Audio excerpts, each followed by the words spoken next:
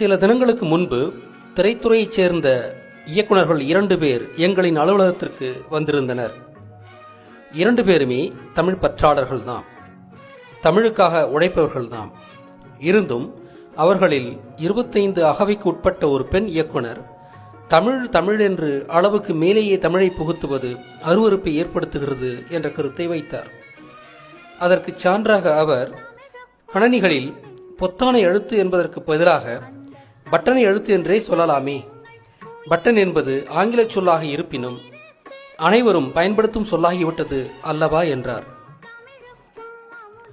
பொத்தான் என்பதனை ஒரு அருவருக்கத்தக்க சொல்லாக அவர் பார்த்தார். தமிழாக்கம் செய்யப்பட்ட பல கலைச்சொற்களை பற்றிய அவரது கருத்தும் இதே வகையில்தான் இருந்தது. அதற்கு நாங்கள், தமிழில் ஆங்கில சொற்களின் பயன்பாடு அதிகமாகிவிட்டது, அதோடு புதிய கலைச்சொற்களும் சூழ்நிலை காரணமாக ஆங்கில சொற்களாகவே உள்ளதால் அவற்றை அப்படியே தமிழில் பயன்படுத்தினால் தமிழ் மொழி அழிந்துவிடும். எனவே ஆங்கில சொற்களுக்கு இணையான தமிழ் சொற்கள் உள்ளபோது தமிழ் சொற்களையே பயன்படுத்துவதுதான் நல்லது. புதிய கலைச்சொற்களுக்கு தமிழாக்கம் செய்யப்பட்ட சொற்களை பயன்படுத்துவதே சிறந்தது என்றோம். அவர் விடைபெற்று சென்ற பிறகு எனக்கு ஒரு சிந்தனை ஓடியது. ஆங்கிலத்தில் உள்ள 60% மேற்பட்ட சொற்களின் மூலம் தமிழ்தான் என்று தெளிவாக அறிந்த நான், பட்டன் என்ற சொல் கூட பொத்தான் என்ற தமிழ் சொல்லிலிருந்தே வந்திருக்க வேண்டும் என்று ஊகித்தேன். பொத்தான், பொத்தான், பட்டன் என்று மறிவு இருக்கவே வாய்ப்புள்ளது என்று கருதினேன். தமிழ் ஆங்கில உச்சரிப்பை பார்த்தாலே இந்த உண்மை விளங்கிவிடும். என்றாலும் பட்டனுக்கான ஆங்கில சொல்லாய்வு களஞ்சியத்தை கண்ணுற்றேன். அங்கு எனது கருத்து அப்படியே எதிரொலிப்பதைக் கண்டு வியந்தேன். பழைய பிரெஞ்சு மொழியில் பொத்தான் என்று அழைக்கப்பட்டு ஆங்கிலத்தில் பட்டன் என்று மறி வந்துள்ளதாக அதில் குறிப்பிட்டிருந்தார்கள். அதோடு பொத்தான் என்பதன் பொருளையும் கொடுத்திருந்தனர். டு த்ரஸ்ட் அவுட் என்பதுதான் அது. பொத்திக்கொண்டு வரும் அழுகையை அடக்கினான், பொத்திக்கொண்டு வரும் சிரிப்பை அடக்க முடியாமல் தவித்தான் என்றெல்லாம் உள்ள தமிழ் பேச்சு வழக்கும் இதே பொருளில்தான் உள்ளது. ஒரு கூர்மையான பொருளால் அழுத்தி உருவாக்கப்படும் ஓட்டையை பொத்தல் என்று சரியாகவே நாம் அழைக்கின்றோம். பொத்தல் வழியாக துருத்தி எடுக்கப்படும் பொருள் பொத்தான் என்று சரியாகவே தமிழில் பெயரிடப்பட்டிருக்கிறது. ஆங்கிலத்தில் உள்ள சொற்களில் 60% மேல் தமிழ் மூலத்திலிருந்து உருவானவையே என்று நாங்கள் ஏற்கனவே சொன்னோம். அப்படி இருக்கும்போது ஆங்கில சொற்களை தமிழில் அப்படியே பயன்படுத்தினால் தமிழ் சொற்கள் அழிந்து போகும். அதே சமயம் பட்டன் போன்ற எண்ணற்ற சொற்கள் ஆங்கிலத்திலிருந்துதான் தமிழுக்கு வந்தனவென்று தலைகீழான செய்தி அரங்கேற்றப்படும். 50,000 ஆண்டுகள் பழைய தமிழ் நேற்றைய ஆங்கிலத்தின் கிளைமொழி என்று உறுதி செய்யப்படும். வரலாறே மாறிவிடும். எனவே தமிழை பயன்படுத்தும் போது தமிழ் சொற்களையே கையாள்வதுதான் முறையானது. ஆரியமும் திராவிடமும் பொறாமையின் காரணமாக தமிழை கேவலப்படுத்திய நெடுங்காலம் ஓடிவிட்டதால் தமிழருக்கு தமிழ் சொற்கள் மீது ஒரு தாழ்மனப்பான்மை உருவாகியுள்ளது. இது செயற்கையானதுதான். ஆங்கிலத்தில் உள்ள தமிழ் சொற்களை நீக்கிவிட்டால் ஆங்கிலம் இயங்கவே முடியாது என்பதுதான் உண்மை. ஆங்கில மொழியில் தமிழின் ஆளுமைக்கு ஒரு சில சான்றுகளை காண்போம்.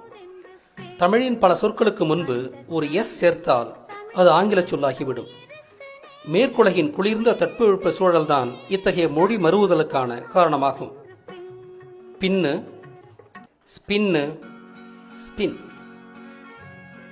பஞ்சு, ஸ்பஞ்சு, ஸ்பாஞ்ச், பேச்சு, ஸ்பேச்சு, ஸ்பீச். ஸ்டடி என்ற ஆங்கில சொல் துடி என்ற மூலத்திலிருந்தே உருவானது என்பது ஆங்கில சொல்லாய்வு அகராதியே சொல்லும் விடயம்தான். ஸ்டுடி, ஸ்டடி, ஸ்டடி.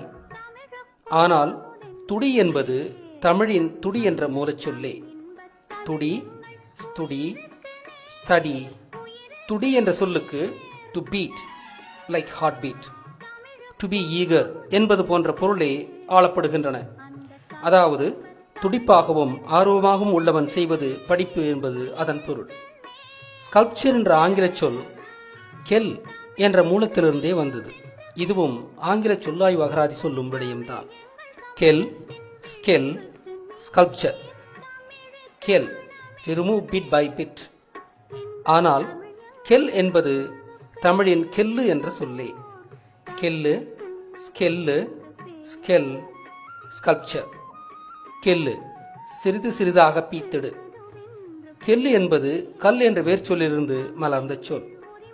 கல், கல்லு, கெல்லு, கிள்ளு. கல், கொல், கில். கல் என்பது ஆதி மனிதனின் ஆயுதம் என்பதால் அதிலிருந்து முளைத்தவைதாம் இந்த சொற்கள். ஏற்கனவே இங்கிலீஷ் என்ற சொல்லே தமிழ்ச் சொல் என்று முனைவர் அரசேந்திரன் நிறுவியுள்ளதை எட்டிமாலஜி ஆஃப் இங்கிலீஷ் என்ற படைப்பின் வழியாக எடுத்துக்காட்டியுள்ளோம்.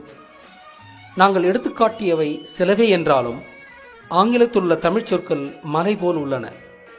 ஆங்கிலத்தின் 60% மேற்பட்ட சொற்கள் தமிழ் மூலத்திலிருந்து உருவானவை என்பது ஒரு உறுதியான உண்மை.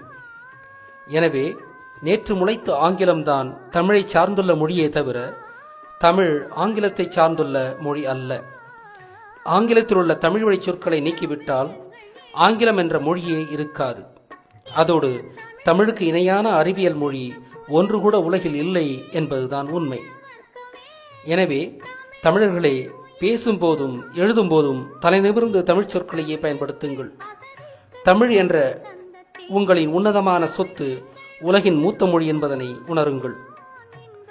நாங்கள் பலவிதமான தமிழர் நலம் சார்ந்த பணிகளில் ஈடுபட்டு வருகிறோம்.